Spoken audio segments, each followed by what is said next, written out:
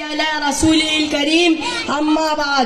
محترم صدر جلسہ اور میرے معزز سامعین اکرام اور میرے ہم مکتب ساتھیوں، السلام علیکم ورحمۃ اللہ وبرکاتہ.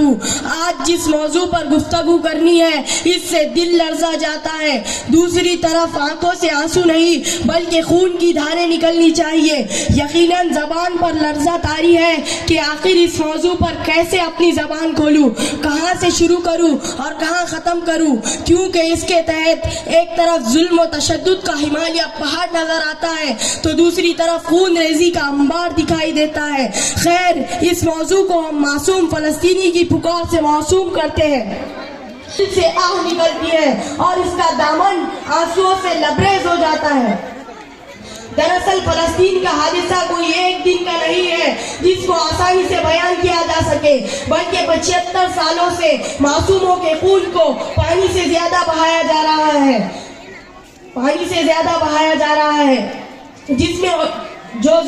جس میں ہونے والے ظلم و تشدد کو الگ الگ عنوان دیا جا سکتا ہے، لیکن وقت اس کی اجازت نہیں دیتا. حاضرین مجلس، یہ ظلم و جور دراصل اسرائیل کی ناپاک سازش ہے اور ہم سب جانتے ہیں کہ اسرائیل ازلی سے اسلام کا دشمن رہا ہے اور یہی عداوت و بغاوت، حسد و کینہ، بغض و نفرت کا اظہار دور جدید میں فلسطین پر معصوموں کا خون بہا کر رہا ہے. اور امریکہ بھی ناجائز باپ بن کر اسرائیل کی پشت پناہی کر رہا ہے. جو ظلم اب تک فرعون، حامان، قارون، شداد، ابی بن خلف نے بھی نہیں کیا تھا، مگر دنیا کا سب سے بڑا دہشت گرد ملعون اسرائیل نے کیا ہے. شکوہ تو ہمیں اپنوں سے ہے. کہاں ہے وہ 57 ممالک کے رؤساء جو خود کو مسلمان کہتے نہیں تھکتے، کیونکہ انہیں کمزوروں اور معصوموں کی چیخیں سنائی نہیں دیتی؟ کیا ذرہ برابر بھی غیرت باقی نہیں رہی؟ محسوس کیجئے اس درد کو. ایک معصوم جان بھوک کی شدت سے رب کے دربار میں فریاد کرتی ہے، اے میرے اللہ، میری زندگی کو چھین لے، اب بھوک برداشت نہیں ہوتی، تیری جنت میں پہنچ کر کچھ کھانا چاہتا ہوں. کہ مجھے بتائے کیسا درد ہوگا اس بچے کا جس کا سارا خاندان ایک ہی حملے میں شہید ہو گیا. کہ مجھے بتائے کیسا درد ہوگا اس ماں کا جس کا لخت جگر اس کے سامنے آدھا کر دیا گیا ہو. کیا عالم ہوگا اس خاتون کے درد کا جس کی گود میں بچہ اور ایک ہاتھ میں شوہر شہید پڑا ہے. کیسا صدمہ ہوگا اس باپ کا جو اپنے ہاتھوں میں بچوں کو لے کر راستوں پر دوڑ رہا ہے اس امید سے کہ اس کا بچہ بچ جائے. میں کس گھر کا درد سناؤں، یہاں تو سب بکھرے پڑے ہیں. کہاں ہے وہ لوگ جن کا سبق کتابوں میں پڑھایا جاتا تھا؟ کہاں ہے غوری، سلطان محمد فاتح؟ کیا اب کوئی غزنوی نہیں آئے گا؟ اقصی کی دیواریں چیخ چیخ کر کہہ رہی ہے، کیا مجھے بچانے کوئی صلاح الدین ایوبی نہیں آ رہا؟ اب اسلام میں کوئی محمد بن قاسم پیدا نہیں ہوتا، اب اسلام کسی عبد الحمید ثانی کو جنم نہیں دیتا، اب اسلام میں کوئی طارق بن زیاد ساحل پر اپنی کشتیاں نہیں ڈلاتا. 57 ممالک پر ایسا وقت بھی آنا تھا کہ غیرت کا جنازہ اٹھ چکا. اب کوئی پکارے صلاح الدین ایوبی کو کہ اے ایوبی اٹھ خبر سے اور دیکھ، جس اقصی کو تو نے رو رو کر اپنا سب کچھ کھو کھو کر آزاد کرایا تھا، آج پھر وہ اقصی تیرے انتظار میں ہے. اے محمد بن قاسم، اٹھ خبر سے اور دیکھ کیسے مسلم حکمران زندہ لاش بنے ہوئے ہیں. ان کے جسم تو زندہ ہے لیکن ضمیر مر چکا. تیری مظلوم بہنیں تجھے یاد کر رہی ہے، اے معتصم، کہ کاش تو آج زندہ ہوتا.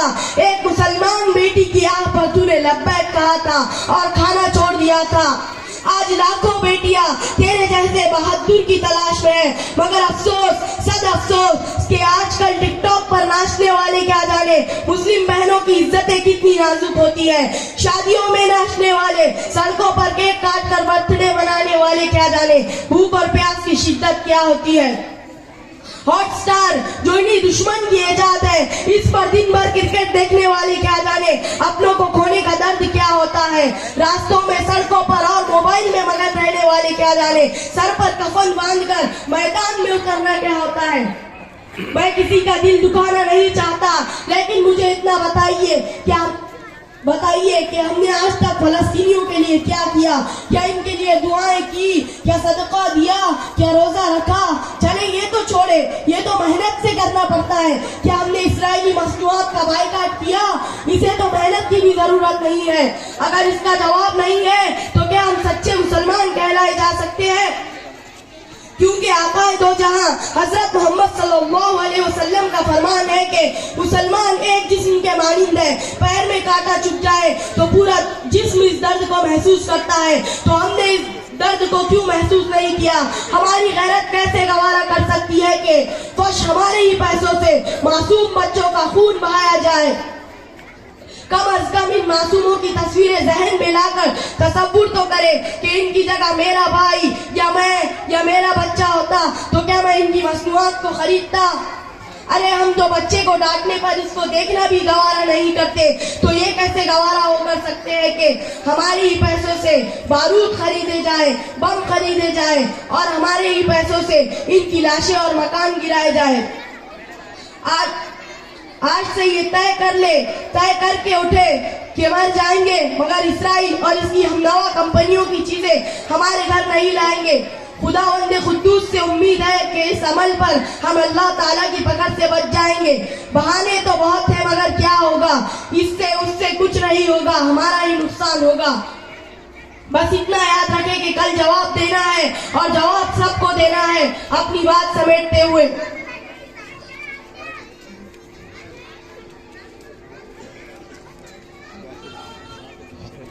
ماشاءاللہ یہ سید عبد الرحمن سید ارشاد تھے، وہ اپنے نام لے کر